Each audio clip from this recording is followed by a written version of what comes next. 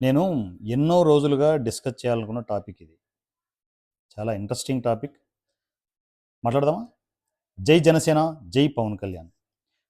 టీడీపీలో ఒక అలవాటు ఉంది. బాగా స్ట్రాంగ్‌గా మాట్లాడగలిగే కొత్త లీడర్‌లను తీసుకునే అలవాటు ఉంది. ఈవెన్ వాళ్ళు కూటమిలో ఉన్నా సరే, కొన్ని పార్టీలు కూటమిలో ఉన్నా సరే, ఆ పార్టీల మీద కూడా బలంగా మాట్లాడగలిగే నాయకుల్ని వీళ్ళు వదిలేయరు. అలా పట్టుకొని కూర్చొని ఉంటారు. రేపు పొద్దున కూటమి నుంచి బయటికి ఏవైనా పార్టీలు వెళ్ళిపోతే ఈ ఈ బాణాలని వాళ్ళ మీద వదులుతారు. సో అలాంటి వ్యవహారం ఒకటి నడుస్తుంది ఎన్నో రోజులుగా. ఇది ఇంటర్నల్ విషయాలు. కూటమిలో ఇంటర్నల్ విషయాలు ఖచ్చితంగా డిస్కస్ చేయాలి. ఎందుకంటే తప్పు చేస్తున్నప్పుడు అది కూటమిలో టీడీపీనా బీజేపీనా అనేది సంబంధం ఉండదు. జనసేన మాట్లాడుతుంది, నా సౌండ్ గట్టిగా ఉంటుంది. ఎందుకంటే కుటుంబ విషయంలో మాట్లాడుకోవాలి. ఏమన్నా అరమరికలు ఉంటే అవి రీసెట్ చేసుకునేసి మళ్ళీ ముందుకు వెళ్ళాలి. తప్పేముంది? నేను మాట్లాడుతున్నాను. సో టీడీపీలో మనము ఎన్నో రోజుల ముందు చూస్తున్నాం. మహాసేన రాజేష్, ఈయన గురించి నేను ఎన్నోసార్లు డిస్కస్ చేశాను. సో తను వెళ్తున్న దారి కరెక్ట్ కాదు అని. కోర్స్ దారి కరెక్ట్ కాదంటే తన పాయింట్ ఆఫ్ వ్యూ, తన వర్షన్కి వస్తే ఏంటంటే తను డెవలప్ అవ్వడానికి, తను రాజకీయంగా ఎదగడానికి ఎన్నో విషయాలు మాట్లాడుతున్నాడు. సో ఇవన్నీ మళ్ళా మాట్లాడిన తర్వాత సారీ అండి, నేను తప్పుగా మాట్లాడాను ఆ టైంలో. ఏదో ఆ టైంలో అప్పటికున్న నా విషయ పరిజ్ఞానం వల్ల అలా మాట్లాడాను. తప్పేం కాదు, రాజకీయాలు ఇవన్నీ జరుగుతూ ఉంటాయి, నన్ను క్షమించేయండి అని సింపుల్గా అనేయగలడు. సో అదే జరుగుతుంది. రాజేష్ మహాసేన అనే మనిషి టీడీపీలోకి తను తీసుకున్న తరువాత కూడా కొన్ని నెలలు కూడా కాదు, కొన్ని రోజుల ముందు ఎలక్షన్స్ ఉన్నాయనగా పవన్ కళ్యాణ్ గారి మీద, జనసేన మీద వాగిన వాగుడు ఎవరైనా మర్చిపోగలరా? అవసరమైతే క్యాండిడేట్లను పెట్టి జనసేన ఓడిస్తానని చెప్పేసి సో తను పెట్టరేగి మాట్లాడిన మాటలు ఎవరైనా మర్చిపోగలమా? నిజంగా సిగ్గు లజ్జ ఉన్న జన సైనికుడు ఎవడు మర్చిపోతామా? మర్చిపోలేము. కానీ అలా మాట్లాడిన మహాసేన రాజేష్ అనే మనిషిని కూడా టీడీపీ అలాగే అంటిపెట్టుకుంది. ఎక్కడ తను ఒక్క మాట కూడా అనలేదు. ఎందుకు పవన్ కళ్యాణ్ గారిని అలా అన్నావు, ఎందుకు అలా విమర్శించావు, మనమంతా కూటమిలో ఉన్నాం, నీకైనా బుద్ధి ఉందా, సిగ్గు ఉందా అని చెప్పేసి ఎప్పుడన్నా డిస్కస్ చేశారా? డిస్కస్ చేయలేదు.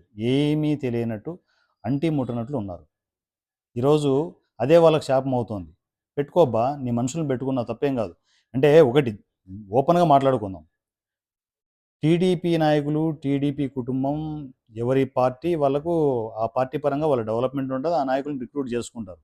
జనసేన కూడా అంతే కదా, same as it is. Janasena కూడా అంతే కదా. జనసేనకు తనకు ఓన్ పార్టీ ఉంది, జనసేన నాయకుడు. సో తన నిర్ణయాలు, తన పార్టీ నాయకుల్ని తను క్రియేట్ చేసుకోవచ్చు, రిక్రూట్ చేసుకునేసి ముందుకెళ్ళచ్చు. తప్పేముంది? ఇప్పుడు జరుగుతున్నది అదే కదా. మహాసేన రాజేష్ని అన్ని మాటలన్నా కూడా ఏమీ మాట్లాడకుండా, తన మీద చర్యలు తీసుకోకుండా టీడీపీలోకి పెట్టుకునేది మీరు కరెక్ట్ అయితే, బాలినేని గారిని తీసుకురావడం తప్పేంటి? జనసేనలోకి బాలినేని గారిని జనసేనలోకి తీసుకొచ్చారు. ఇప్పుడు ఎన్నో ఆరోపణలు జరుగుతున్నాయి టీడీపీ మీద. అవునబ్బా, తప్పేంటి? అది నిజం కాదనుకో ఎంక్వైరీ చేయండి.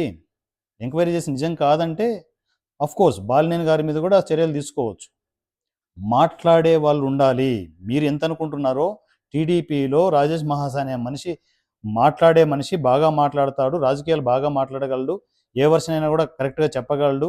సో తను ఏదైనా ఒక పని అప్పచెప్తే స్ట్రాంగ్గా చేయగలడని చెప్పేసి మీరు నమ్మారు కాబట్టి రాజేష్ మహాసేన మనిషిని అలా పెట్టుకున్నారు. ఇప్పుడు ఇంకా ఏదో పదవి అంటబెట్టాలని చూస్తున్నా, పెట్టుకోండి, తప్పేం కాదు.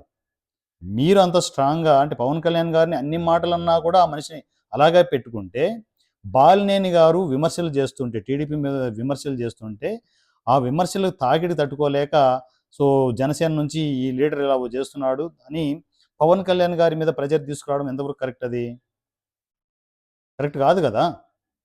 మీ లీడర్లు మీకు ఎంత ఇంపార్టెంటో మా లీడర్లు మాకు అంత ఇంపార్టెంట్. మీరు ఇన్ని రోజులు ఒక సౌండ్ చేయగలిగే ఒక పార్టీలో ఒక నాయకుడు లేడని చెప్పేసి మీరు అనుకుంటున్నారు. బాలినేని గారు వచ్చారు, మాట్లాడుతున్నారు, కానీ సమాధానం చెప్పాలి. ఇంటర్నల్ రాజకీయాలు ఇవి. మిగతా అంటే మేజర్ రాజకీయాలతో సంబంధం లేదు. ఇంటర్నల్ రాజకీయాలు ఇవి.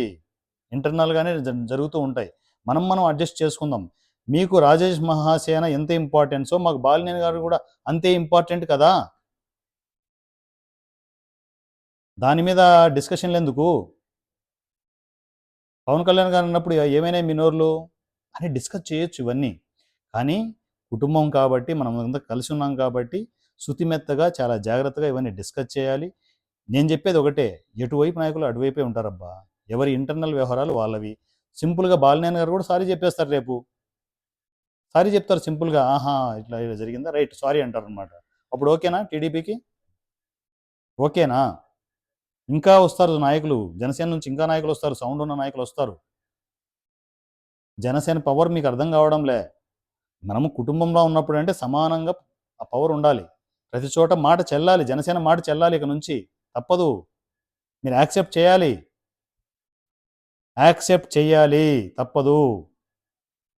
పవన్ కళ్యాణ్ గారు 2 అడుగులు తగ్గుతారేమో, మేము కూడా మిమ్మల్ని ఏం డిస్టర్బ్ చేయట్లే, మా పవర్ మాకు కావాలి అంటున్నాం అంతే. ఇప్పటికే ఈ పాటికే మీకు అర్థమైంది అనుకుంటున్నాను.